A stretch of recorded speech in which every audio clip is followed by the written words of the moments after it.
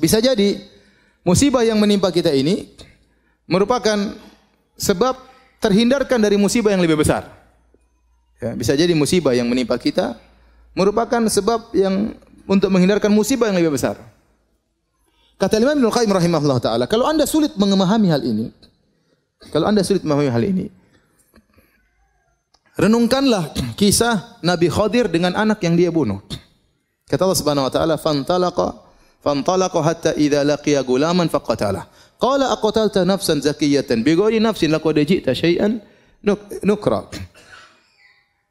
Waktu Nabi Khadir jalan Nabi Musa ketemu dengan seorang anak, kemudian dengan wahyu dari Allah, maka Nabi Khadir pun membunuh anak tersebut. Nabi Musa mengingkari. Bagaimana kau bisa membunuh seorang anak yang tidak punya salah sama sekali? Kalau dia bunuh orang, kita boleh bunuh, dia enggak punya salah. Maka kemudian di belakangan Nabi Khadir menjelaskan, ya. Fa ammal ghulamu fa kana abawahu mu'minaini fa khashina ayyurhiqahuma tughyana wa kufra.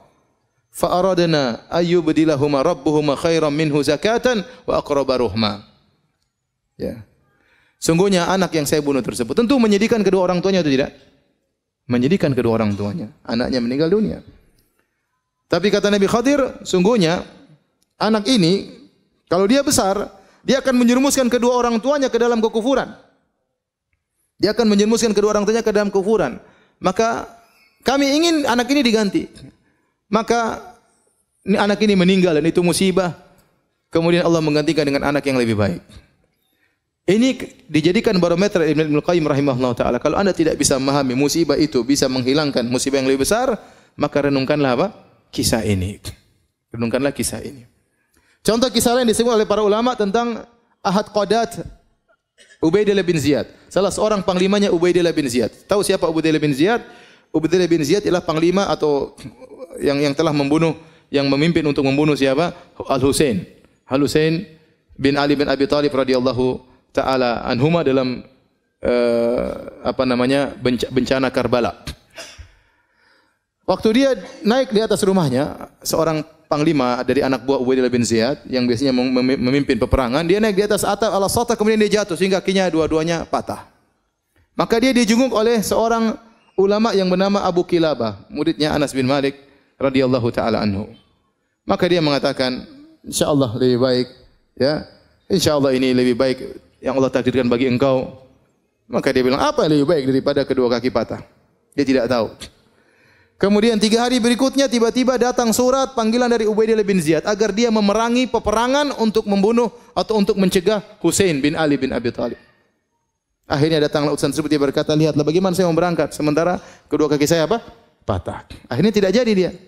11 hari kemudian datang kabar Husain telah terbunuh. Dia bilang, rahimallahu Abu Kilabah. Semoga Allah merahmati Abu Kilabah. Benar nasihatnya. Seandainya saya tidak jatuh, saya akan pimpinan perang untuk membunuh siapa? Al-Husain. Kita tidak tahu, subhanallah. Bisa jadi musibah tersebut ada musibah yang lebih besar yang Allah hindarkan dari kita dengan terkena musibah kecil tersebut.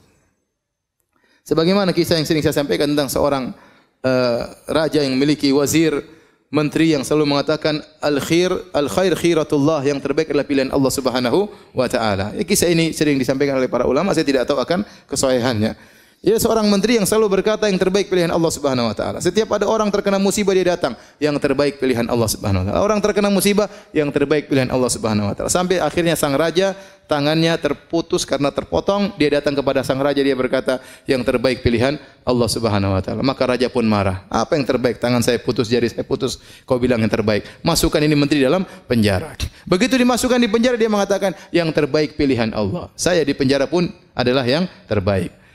Suatu hari sang raja kemudian sedang berburu dengan menteri-menterinya, kemudian mereka berburu, kemudian mereka berburu, keasyikan berburu sampai keluar daripada daerah kekuasaannya.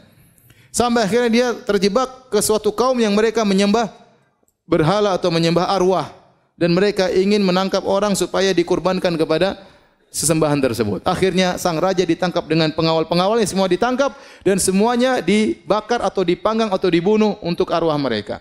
Ketika sang raja ingin dibunuh, tiba-tiba ada seseorang dari penyembah berhala tersebut berteriak, ini tidak pantas orang ini untuk disembahkan kepada Tuhan kita. Kenapa? Tangannya ada yang cacat jarinya. Yang cacat tidak boleh. Seperti kambing, kalau ada kambing yang luka, tidak boleh. Ada kambing yang buta, tidak boleh. Ini tidak cacat untuk jadi korban. Kalau korban harus orang yang tidak boleh cacat. Akhirnya raja tersebut disuruh pulang dan dia selamat gara-gara jarinya yang putus. Maka dia ingat perkataan menterinya, benar perkataan menteriku, yang terbaik adalah apa? Pilihan Allah Subhanahu wa taala. Maka dia segera pulang ketemu menterinya, dia mengatakan benar perkataanmu, yang terbaik adalah pilihan Allah. Terus kamu waktu di penjara kenapa kau bilang terbaik pilihan Allah? Kata dia, kalau saya tidak di penjara, tentu saya akan ikut berburu sama Anda dan saya jadi korban. Jadi maksud saya, seorang renungkan ini kisah bisa jadi musibah, ya, mendatangkan atau menolak musibah yang lebih besar. Saya pernah dengar cerita ada seorang, dia menemani orang untuk pergi ke bandara. Ya, tamu datang, kemudian dia pun menemani tamu tersebut menunggu ke bandara. Ternyata pesawat delay. Harusnya dia sudah pulang ke rumah, mungkin sudah tidur siang atau tidur malam. Saya lupa waktunya, mungkin sudah tidur malam. Namun gara-gara ngantar temannya ini, padahal dia lagi sibuk, setiap ngantar lihat jam, aduh, ternyata pesawat delay dan karena dia enggak enak dia nungguin. Musibah. Waktu dia terbuang, pekerjaannya tertunda. Subhanallah, sampai akhirnya temannya tersebut berangkat, dia pulang ke rumah, ternyata rumahnya kecurian. Ada rampok datang masuk kemudian mengambil hartanya. Kemudian dia tambah jengkel lagi. Dia bilang, coba ini. Itu gara-gara pesawat. Coba kalau tadi saya pulang lebih cepat mungkin saya tidak kecurian. Maka ada tetangga yang negur, ya akhi, ihmadillah, pujilah Allah. Apa ada perampok datang baik-baik sama ente? Kalau ente lagi di rumah mungkin ente dibunuh sekalian. Ente bersyukur yang diambil cuma harta. Nyawa ente tidak diambil oleh para perampok tersebut. Oleh karenanya seorang kalau terkena musibah, ya dia bilang bisa jadi ini menolak musibah yang lebih besar. Contoh ada seorang anaknya yang dia sangat sayangi meninggal dunia. Anak ini akan memberi syafaat pada hari kiamat.